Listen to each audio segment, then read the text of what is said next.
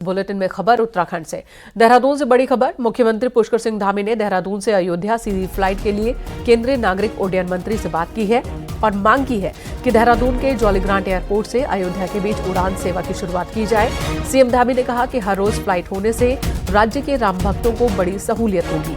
22 जनवरी को अयोध्या में राम मंदिर की प्राण प्रतिष्ठा होनी है और उसके बाद कई श्रद्धालु अयोध्या जाना चाहते हैं, लिहाजा दून की फ्लाइट उनके लिए फायदेमंद होगी।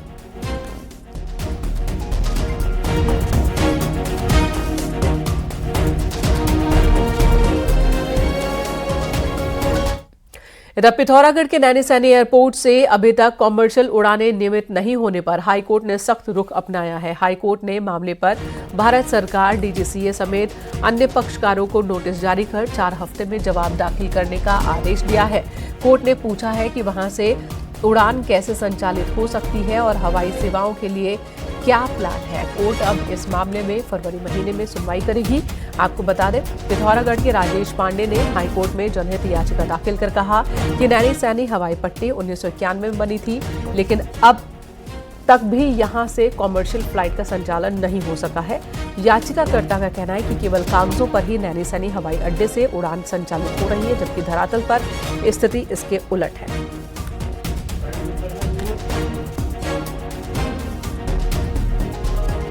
कोर्ट के संज्ञान में आया है कि जो रीजनल कनेक्टिविटी स्कीम है भारत सरकार की उड़ान योजना, उसमें इस हवाई अड्डे को अभी भी फंक्शनल दिखाया जा रहा है और इसमें फ्लाइट्स ऑपरेट दिखाई जा रही हैं, जबकि राज्य सरकार का कथन ये था कि वास्तव में फ्लाइट्स वहाँ पे कमर्शियली ऑपरेट नहीं हो रही हैं यथास्थिति में। तो कोर्ट ने आज डायरेक्ट किया है कि इसमें चीफ जो सेक्रेटरी एविएशन है गवर्नमेंट ऑफ इंडिया के, वो डीजीसीए के चीफ ये अपना जवाब दाखिल करेंगे और 4 सप्ताह के अंदर कोर्ट को ये बताएंगे कि वहाँ पर फ्लाइट्स किस प्रकार से ऑपरेशनल होंगी और उनका भविष्य में क्या प्लान है स्टार्ट करने का। उत्तराखंड में सरकारी सिस्टम की लापरवाही से प्रदेश का कोई भी बच्चा राष्ट्रीय वीरता पुरस्कार के लिए नामित नहीं हो पाया। फाइल की लेट लतीफी और जिम्मेदारी नहीं लेने पर मुख्यमंत्री पुष्कर सिंह धामी अब एक्शन मोड में हैं और जल्द ही अधिकारियों पर गाज भी गिर सकती है। हालात ये बन गए हैं कि न शिक्षा विभाग, न महिला बाल कल्याण विभाग और न ही पुलिस से लेकर जिला प्रशासन ने 6 से 18 साल के ऐसे बच्चों की लिस्ट तैयार की जो राष्ट्रीय वीरता पुरस्कार के लिए भेजे जा सके। सिर्फ लेटर इधर से उधर घूमते रहे और इसलिए अब सीएम धामी ने इसका संज्ञान लिया। जल्द ही जिम्मेदार अधिकारियों पर बड़ी कार्रवाई हो सकती है, जबकि अफसरों का कहना है कि उन्होंने चिट्ठी लिखी थी लेकिन कुछ नहीं हुआ, यानी कि सिर्फ चिट्ठी लिखकर अपने काम को अधिकारी सही बता रहे हैं।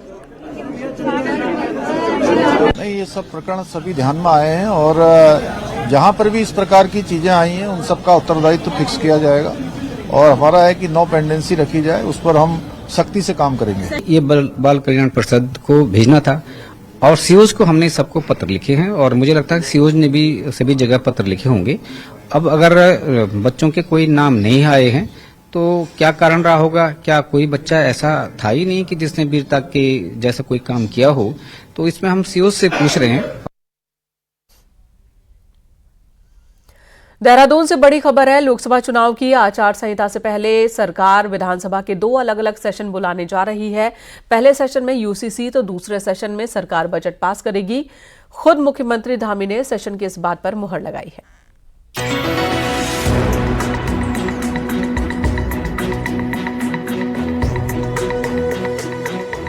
उत्तराखंड में यूनिफॉर्म सिविल कोड कब लागू होगा, इस सवाल से अब करीब करीब पर्दा उठ चुका है।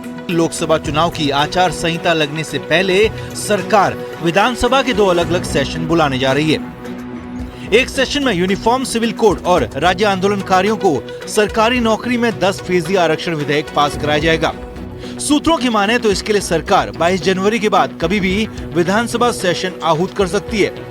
दूसरा सेशन 15 फरवरी के आसपास बुलाया जा सकता है, जिसमें 2024 का बजट पास किया जाएगा। कार्यों का भी मुद्दा है, उस पर भी हमारी प्रवर समिति ने काम कर लिया है। जल्दी ही सेशन बुलाकर उसको भी हम पारित करेंगे। क्योंकि अभी हमारा जो सत्र गया है उसका सत्रावसान नहीं हुआ है, इस नाते कंटिन्यूएशन में ये सत्र है और उसके बाद फिर हम लोग अपना बजट सत्र लाएंगे और हम उम्मीद कर रहे हैं कि अभी परिस्थिति यदि ठीक ठाक रहेगी तो इन दोनों में से एक सत्र हम लोग एब्सेंट में लेंगे, परिस्थिति, ठंड और ये सारी चीजों को देखते हुए। यूसीसी और राज्य आंदोलनकारियों को आरक्षण को लेकर होने वाला सेशन करीब 4 दिन का हो सकता है। इसके साथ ही या तो यूसीसी या फिर बजट दोनों में से एक सेशन गैरसैंण में आयोजित किया जाएगा। सीधा सीधा संकेत है कि हमारे सरकार की मंशा शायद क्षैतिज आरक्षण हो चाहे यूसीसी हो, उसको लेकर बिल्कुल साफ है, हमारी नीयत साफ है और शीघ्र ही सत्र होगा और ये दोनों जो है उसमें पास होंगे। 22 जनवरी को राम मंदिर में प्राण प्रतिष्ठा के बाद दूसरा बड़ा मुद्दा यूनिफॉर्म सिविल कोड रहने वाला है। यूनिफॉर्म सिविल कोड के ड्राफ्ट और इसको लागू किए जाने को लेकर उत्तराखंड पर देश भर की नजरें टिकी हुई हैं। देहरादून से न्यूज 18 के लिए सुनील नवप्रभात की रिपोर्ट।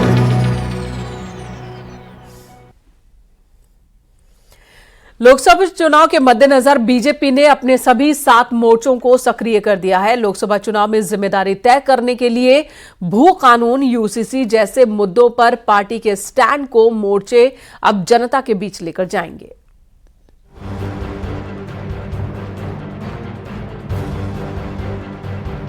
लोकसभा चुनाव में बीजेपी का सबसे पहला टारगेट है वो 23 सीटें, जहां बीजेपी 2022 में विधानसभा चुनाव हारी थी। अब अपने सभी 7 मोर्चों को बीजेपी ने सक्रिय करते हुए उन सीटों पर जनसभा, सम्मेलन और रैली करने का मन बनाया है। बीजेपी संगठन का पहला एजेंडा है लोकसभा की 5 सीटें हर हाल में जीतना, और इसमें मोर्चों को जिम्मेदारी रहेगी कि वो जनता के बीच सरकार द्वारा अब तक के लिए फैसलों को लेकर जाएं। महिला, युवा, किसान, अल्पसंख्यक, अन्य पिछड़ा वर्ग, अनुसूचित जाति और अनुसूचित जनजाति मोर्चों को पार्टी ने इसकी जिम्मेदारी दे दी है। जो भी मुद्दे उत्तराखंड राज्य के हित में हैं, उन सभी पर हमने पहले भी निर्णय लिया है और भविष्य में भी निर्णय लेंगे।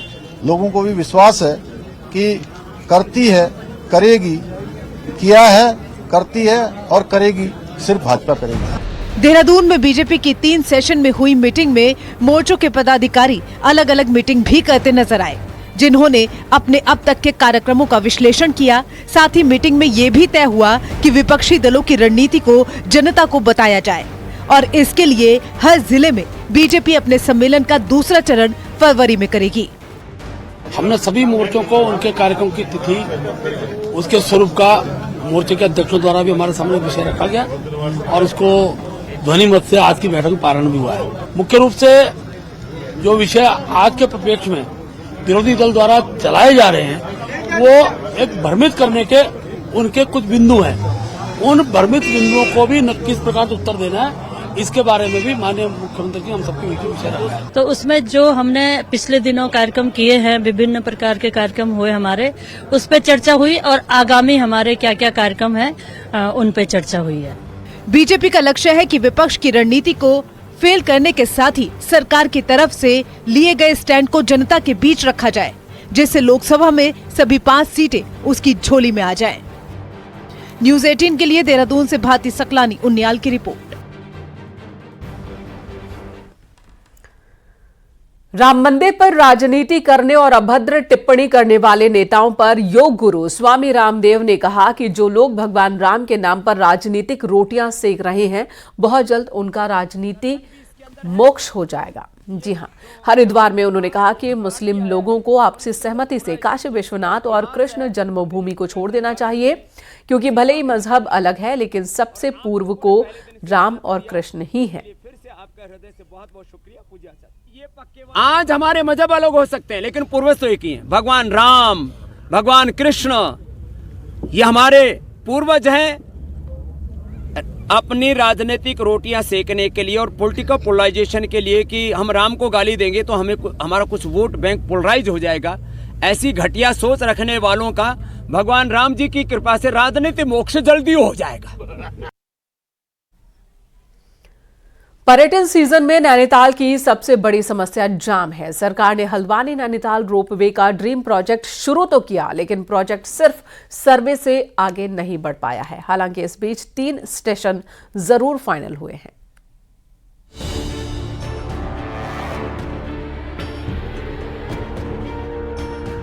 नैनीताल शहर में जाम की समस्या से निपटने के लिए हल्द्वानी से नैनीताल तक रोपवे का प्रोजेक्ट प्रस्तावित है, लेकिन साल 2019 के बाद अभी तक सिर्फ जमीन का ही सर्वे किया गया।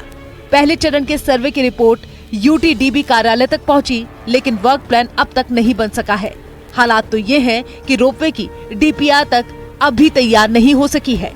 हालांकि 3 स्टेशन रानीबाग, जोलीकोट और नैनीताल के हनुमानगढ़ी के जमीन की रिपोर्ट भी तैयार हो चुकी है, जिस पर शासन की हरी झंडी का इंतजार हो रहा है। 3 स्थानों पर उनके द्वारा सर्वे किया गया था, जिसमें जोलीकोट में है, हनुमानगढ़ी में है और एचएमटी के पास है। वहाँ जो स्टेशंस बनने हैं, वहाँ जो अराइवल स्टेशंस बनने हैं या बोर्डिंग डीबोर्डिंग के स्टेशंस बनने हैं, उनके संबंध में जो लैंड है उसका सर्वे कंप्लीट कर लिया गया है उनके द्वारा। अब इसमें जो डीपीआर प्रिपरेशन की प्रक्रिया है और उसके बाद जो एग्जीक्यूशन इत्यादि की प्रक्रियाएं हैं वो स्टेप बाय स्टेप टेकअप होंगी। दरअसल नैनीताल शहर को जाम से बचाने के लिए हल्द्वानी के रानीबाग से नैनीताल के हनुमानगढ़ी तक रोपवे का निर्माण होना है, जिस पर करीब 700 करोड़ रुपए की धनराशि खर्च होनी है। लेकिन रोपवे के निर्माण में लगातार बेहद सुस्त गति से काम चल रहा है। चीजें जो है टाइम बाउंड हो तो सभी के बेनिफिशियल रहेगा ना। देखिए, पैसे का भी बर्बादी नेसेसरी। आपको पता है कि कोई भी काम होता है जिसमें जितना डिले होता है उसमें पैसे उतने ज्यादा बनते हैं, और पैसे भी देखिए पब्लिक मनी है, ये पब्लिक का पैसा लग रहा है। अगर रोपवे निर्माण होता है तो नैनीताल शहर में न सिर्फ जाम को कम किया जा सकता है, बल्कि शहर में गाड़ियों के दबाव से हो रही हलचलों को भी कम किया जा सकता है। ऐसे में सरकार जल्द ही डीपीआर तैयार कर रोपवे निर्माण करे, ताकि पर्यटकों और स्थानीय लोगों की परेशानियां कम हो सके। न्यूज़ 18 के लिए नैनीताल से वीरेंद्र बिष्ट की रिपोर्ट।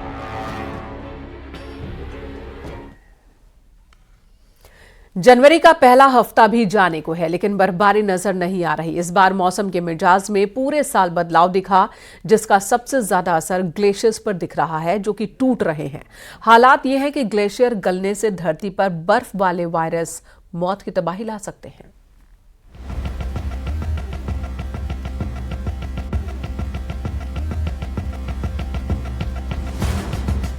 ग्लेशियरों की मौजूदा स्थिति को बनाए रखने के लिए जरूरी बर्फबारी पहली शर्त है, लेकिन इस सीजन में ऐसा देखने को मिला ही नहीं है। हालात ये कि जाड़ों में हिमालय रेंज में बर्फबारी नहीं के बराबर हुई, जबकि बरसात के सीजन में बारिश ने अब तक के सारे रिकॉर्ड ध्वस्त कर डाले थे। ऐसे में हिमालय में मौजूद सभी ग्लेशियरों की स्थिति तेजी से बदल रही है। हालात ये कि ज्यादा बारिश और कम बर्फबारी के कारण ग्लेशियर गलने की रफ्तार कई गुना बढ़ गई है। अब हालात ये हैं कि ग्लेशियर टूट रहे हैं, भविष्य के लिए बड़ा संकट बन रहे हैं। पुल जो हमारा हिमालय है, वहां का ग्लेशियर का मेल्टिंग बहुत फास्ट होगा और पानी की कमी होगी आने वाले समय में। ग्लेशियर चटकेंगे, उनकी नंबर बढ़ेगा, और ग्लेशियर जब बढ़ेंगे नंबर्स, तो ये हमारे पारिस्थितिक तंत्र का और हिमालय के लिए बहुत अच्छा नहीं है। अब आपको असल हालात दिखाते हैं। गंगोत्री ग्लेशियर पिछले 86 सालों में 1700 मीटर पीछे खिसक गया है। हालात तो हैं कि गंगोत्री ग्लेशियर जहां 2001 से 2006 तक 7 मीटर पीछे हर साल खिसक रहा था, तो वहीं 2017 से 2023 तक ये रफ्तार हर साल 34 मीटर तक जा पहुंची है। यही हाल हिमालय के अन्य ग्लेशियरों का भी है। जानकारों की माने तो जाड़ों की सीजन में बर्फबारी का ना होना ग्लेशियरों के लिए काफी खतरनाक संकेत है। सर्दियों में बारिश और बर्फबारी नहीं होने से दिन का तापमान भी 2 डिग्री तक बढ़ गया है। अगर बर्फ नहीं होगी तो हमारे जो पानी के स्रोत हैं उनकी रिचार्जिंग नहीं होगी, और साथ में जो है जो ग्लेशियर्स हैं, ग्लेशियर्स में अगर इस प्रकार से अगर प्रेसिपिटेशन होता है, स्नोफॉल होता है, तो उनको भी जो है एक प्रकार से वो रिवाइव होने के जो है उनके पूरे चांसेस बनते हैं। ऑस्ट्रेलिया के फ्लिंडर्स यूनिवर्सिटी ने दावा किया है कि ग्लेशियरों के गलने से बर्फ में दफन वायरस धरती पर एक्टिव हो सकते हैं, और यही नहीं, ये वायरस इंसानी जिंदगी के लिए खासे खतरनाक भी साबित हो सकते हैं।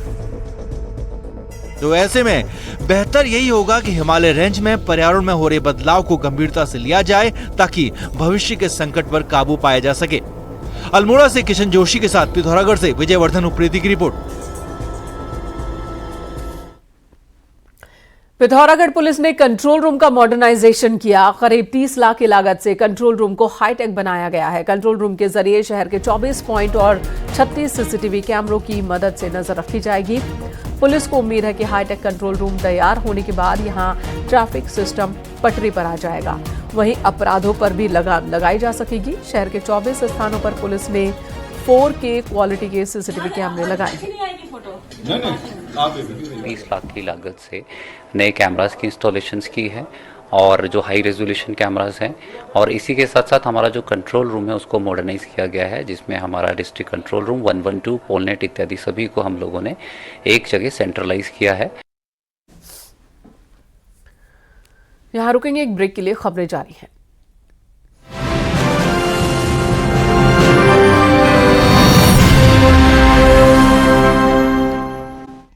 कर हरिद्वार पहुंचने वाले बच्चे भिक्षावृत्ति के दलदल में फंस रहे हैं। पुलिस और प्रशासन के सामने ऐसे कई मामले सामने आ चुके हैं जब घर से नाराज होकर निकले कम उम्र के बच्चे हरिद्वार में गंगा घाटों पर भीख मांगते दिखे। आपको दिखाते हैं इसी पर एक रिपोर्ट।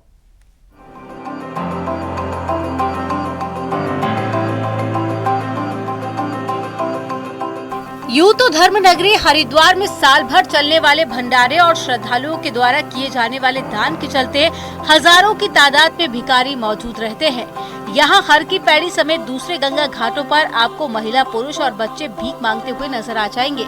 लेकिन इनमें से कुछ बच्चे ऐसे होते हैं जो दूसरे राज्य से अपने घर से नाराज होकर आए हैं और नासमझी के कारण हरिद्वार में आकर भिक्षावृत्ति के दलदल में फंस गए। हरिद्वार पुलिस की एंटी ह्यूमन ट्रैफिकिंग यूनिट ने पिछले 1 साल में 100 से ज्यादा ऐसे बच्चों को रेस्क्यू कर उनके परिवार के सुपुत्र किया है, जो सिर्फ नाराजगी के कारण ट्रेन में बैठकर हरिद्वार पहुंच गए थे और यहां पर भीख मांगने लगे। अगर कोई बच्चा भटक के या नाराज होकर अपने घर से चला आता है तो उसको उसके परिजनों से मिलाया जाए, उनको सुपुर्द किया जाए और इसमें हमारी टीम अनवरत काम करती है। अभी तक 106 बच्चे और बच्चियों को रेस्क्यू किया गया है और उनके परिजनों से उनको मिलाया गया है। हरिद्वार में एक और जहां पर कई ऐसे आश्रम हैं जहां भंडारे चलते हैं, तो वहीं हर की पैड़ी आने वाले श्रद्धालु भी खुलकर दान करते हैं, जिसके कारण यहां पर भिक्षावृत्ति का रैकेट भी चल रहा है। ऐसे में नासमझी के कारण हरिद्वार पहुंचे बच्चे धीरे धीरे इस रैकेट में फंस जाते हैं और जीवन भर के लिए भिक्षावृत्ति के दलदल में फंस जाते हैं। आजकल तो इसके रैकेट भी बने हुए हैं, इसको व्यवसाय बना दिया गया है। यहाँ पे बाहर से बच्चे आ रहे नाराज होके और यहाँ पे उनका शोषण हो रहा है, ठीक है, और यहाँ पे उनको इस रैकेट में फंसा के उनसे भिक्षावृत्ति करवाई जा रही है। जानकार बताते हैं कि बच्चों के भिक्षावृत्ति के दलदल में फंसने का मनोवैज्ञानिक कारण भी है। उनका कहना है कि जो बच्चे घर में अपने मनोभावों को व्यक्त नहीं कर पाते, वे अवसाद का शिकार हो जाते हैं और घर छोड़ने जैसा बड़ा कदम उठा लेते हैं। न्यूज़ 18 के लिए हरिद्वार से पुलकित शुक्ला की रिपोर्ट।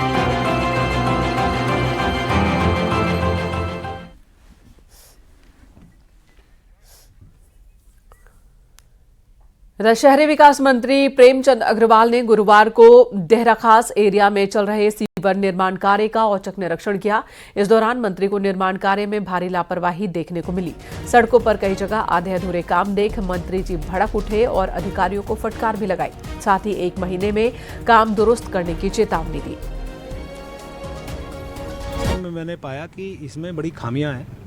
जिस प्रकार से ड्रेनेज का, सीवरेज का और सड़क का काम इसमें होना था, तीनों में ही मुझे ऐसा लगता है कि आज मैंने इनको बहुत कड़े शब्दों में कहा है कि इनको ठीक करिए, क्योंकि कहीं बैरिकेटिंग नहीं दिख रहा था, चैम्बर आपके उठे हुए दिख रहा था और नालियों में भी प्रॉपर काम नहीं हुआ। ऐसी स्थिति में मुझे इनको कहना ही पड़ा कि आप सुधारिए, नहीं तो मैं सुधारूंगा। पूरे प्रदेश में करोड़ों की विकास योजनाएं चल रही हैं, लेकिन इन विकास योजनाओं के शिलान्यास और लोकार्पण के तरीके सत्ताधारी बीजेपी के ही विधायकों को पसंद नहीं आ रहे। आखिर क्या है इसकी वजह, दिखाते हैं आपको ये रिपोर्ट। आप उसका उद्घाटन कर रहे हैं तो बात अलग है, लेकिन कम से कम आप उसका शिलान्यास जिस दिन कर रहे हैं, भूमि पूजन कर रहे हैं, उस दिन कम से कम जो है हमें बता दीजिए। हम सांसद जी को खबर करते हैं, वो नहीं आ पाएंगे, हम आ जाएंगे, वो ये मतलब उसके लिए भी तैयार नहीं है। ये नाराजगी बीजेपी के लालकुआं से विधायक मोहन सिंह बिष्ट की है, जो अपने इलाके में हो रहे सरकारी कामों के शिलान्यास और लोकार्पण में ना बुलाए जाने की शिकायत स्थानीय सांसद और केंद्रीय राज्य मंत्री अजय भट्ट से कर रहे हैं। लेकिन ये शिकायत केवल मोहन सिंह बिष्ट की नहीं, बल्कि ज्यादातर विधायकों की है।